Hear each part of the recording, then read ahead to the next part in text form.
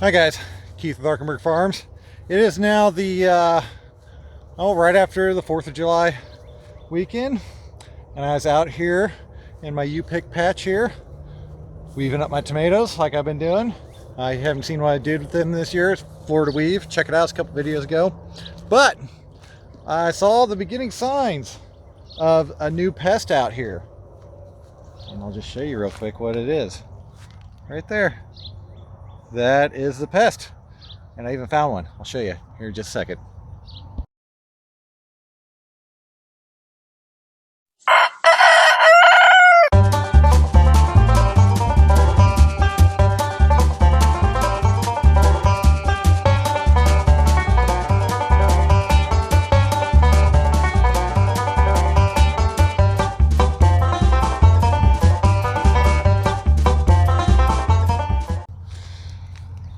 Now, for anybody that's ever grown tomatoes before, you know exactly what this kind of damage is, where the tops and everything just start disappearing. I'll turn you around here.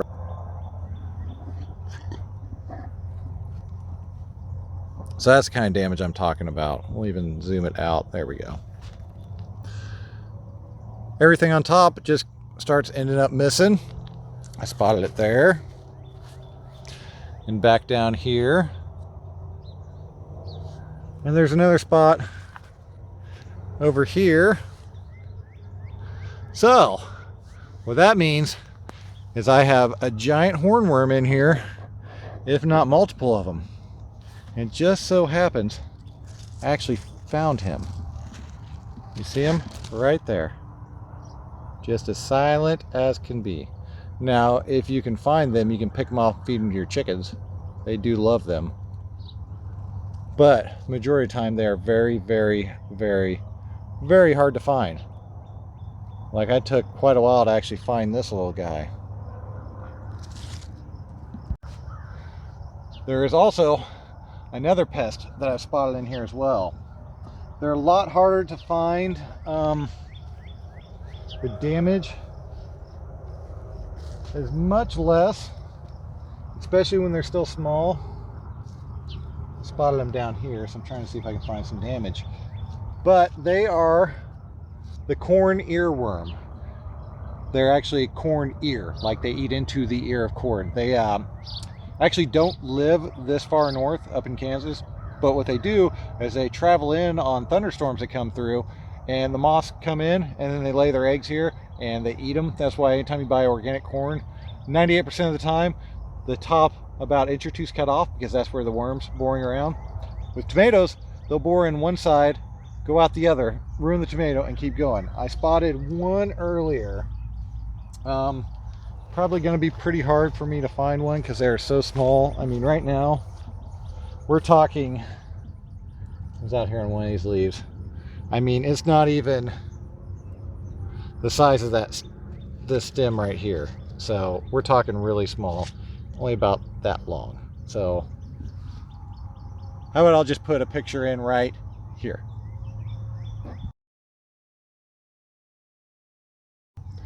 They do get much bigger. I mean, they'll get, I've seen them about that long before, almost the size of your finger, and they just bore in and out of the darn tomatoes, tear them up.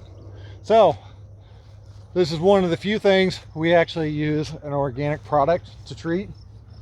And with that, I use my nice green sprayer here, which I'm not endorsing them, so I'm not going to show you the exact name.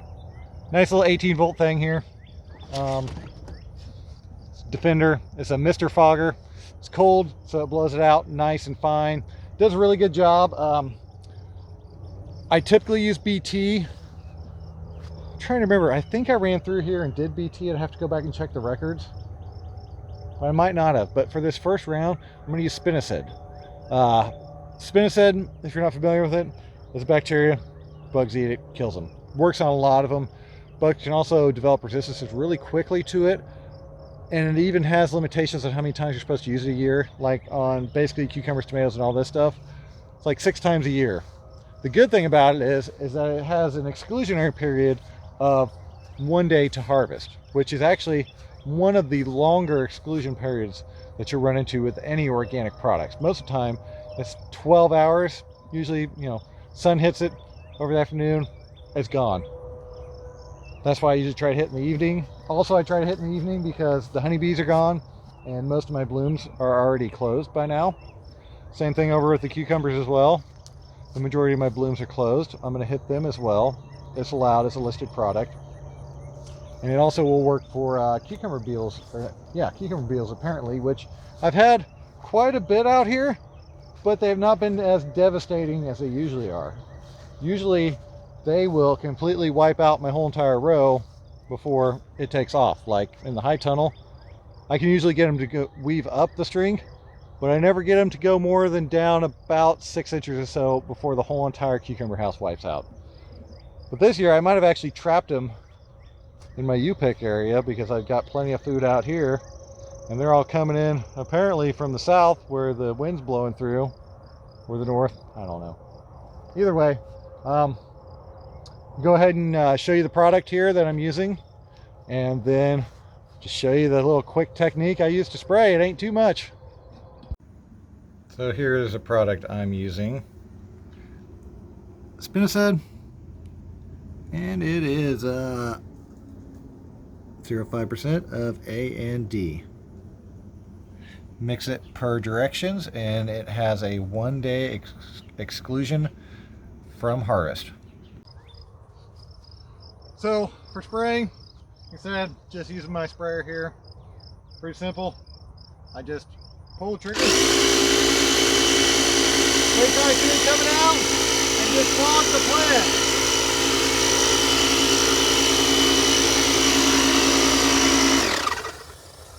Then I just go through and fog the plant and kind of move it up and down as I go. Main trick is kind of watch which way the wind's coming from. So if the wind's coming from the south, I always try to stay on the north side, and vice versa. If the wind's coming out of the south or the north, I always try to stay on the south side. There's a cucumber beetle right there. That's a good way to do it. Another way is, which I'll show you here in a second, I just hop on the lawnmower, because in case you haven't noticed me limping around a little bit, I've still got bandages on my foot because it's still broken. It's getting better, but I'm still hobbling around on it. So the easy way is hop on the lawnmower, and I'll just drive by and hold it at a certain level and just spray as I go. And that way it kind of mists over everything. It's pretty awesome. Check it out.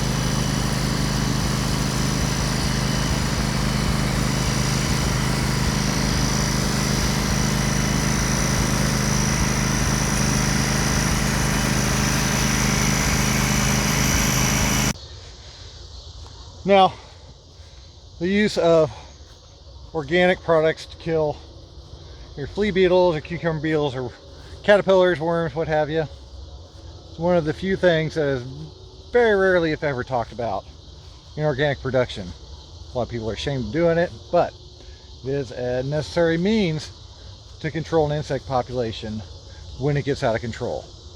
Right now, I know first sign, hornworm, there's going to be another 10 down this row.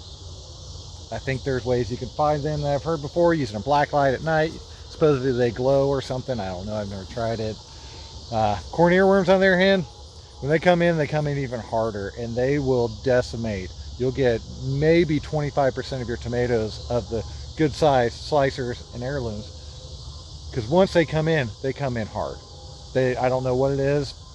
They like corn, but apparently they like tomatoes really, really good as well. Same thing with the cucumber beetles. I mean, I have to treat these. That's why they're still looking really good right now. I saw my first little case of bacterial wilt up here. Main tactic is get disease-resistant cultivars to start with, and that is your primary defense. Secondary defense is just some kind of organic product that'll take care of cucumber beetles, what have you. Same thing with zucchini squash. This is actually the best zucchini squash I've ever had right here, these green ones. I've lost a couple in here, lost 1, 2, and it looks like I've got another quitter there, but they are doing beautiful. There are other types of squash that don't produce the beautiful little zucchinis that are fully disease resistant to bacterial wilt and whatever the other one is. But like these yellow ones, you can see they're going downhill quick. I mean, I'm losing them left and right. And see, that is a butternut squash, or acorn squash. Yeah, I got acorn and butternut, which I believe are both disease resistant. I know the acorns are for sure, but I mean, you can see there's another one that lost. These are yellow crooked neck. I thought I planted something different. I grabbed a packet of seeds from last year apparently, so that's kind of what I ended up with. But they're still alive and they're still going. Here's a little bit of what happens with the cucumbers when they get chewed on. You can see them right there. There's one little striped cucumber beetles flying away. That leaf was actually torn off completely. But there's other bugs that crawl around them as well. So, it is what it is. I hit it this week with spinosad, spinoside, spinacid. I don't know, everybody calls it all kinds of different stuff. Next week, because I know the worms are here, they're going to be here, I'm going to get BT, which is another great product, super safe. Can't remember exactly how to pronounce it or how to say it or what it is exactly. It's like bio something thermacicide or something, I can't remember. But so I'll rotate back and forth, and that'll give me my 6 uses of this, 6 uses of that, 12 weeks. By that time, I won't care less about these tomatoes. And for that matter, the cucumbers will be done as well. So, or it'll be hot as heck and I just won't care. But I hope y'all liked what you saw today. If you did, don't forget to like and subscribe. Thank y'all. Have a good day. And if you want to learn more about this topic and others, go over to our website, arkenbergfarms.com. Scroll down to the bottom, digital tools and training. Got all kinds of spreadsheets down there. I got some exclusive content and some other things. There's some freebies and some other stuff down there. So I hope y'all enjoy. Thank you. And then one last thing. I'm going to be at Mother Earth News Fair this year. I'm going to be speaking at the Seven Springs, Pennsylvania. I'm going to do 2. I'm going to do DIY farm tools and other stuff we do here on the farm. I'm also going to be doing a video on how to make a YouTube video, or I'm actually going to record a YouTube video while teaching you how to make a YouTube video. I'm going to do the same thing, hopefully, in Texas. It has not been confirmed that I'm doing both of those classes there, but that's what the goal is. So those are in September and October, Seven Springs, Pennsylvania, and the Benton? I should probably look that up. It's down in Texas somewhere, but you can look up through their website, go to motherearthnewsfair.com, check it out. I'll be there. Hope to see y'all. Thank you.